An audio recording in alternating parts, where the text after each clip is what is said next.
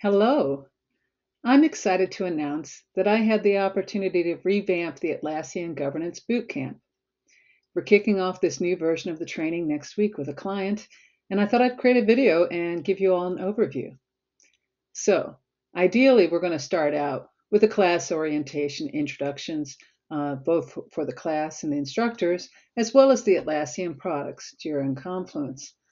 Ideally, this class will be taught in combination with a Jira Bootcamp and a Confluence Bootcamp, and then that will make it so that we can focus more on governance activities. But we will still include this for those that purchase this as a standalone class. Then we get into a governance overview. And so at this point, we'll talk about what is governance? Why do we care about governance on our Atlassian tools? What does it matter? We'll also look at how you get started and some of the basic architectural decisions that you need to make. We'll go into governance best practices, including best practices around the governance committee itself, as well as around training and support, standardization, using the tools themselves. Then we'll actually get into governance. And first we'll start with Confluence. And we'll talk about the considerations that need to be made when it comes to Confluence itself, things that will need to be governed, as well as the governance Confluence space.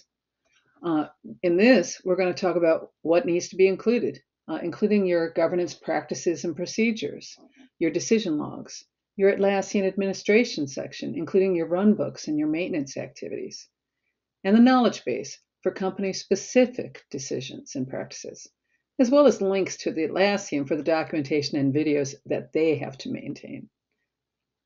Then we'll get into governance over Jira. We'll start with a fun one for the Jira look and feel options.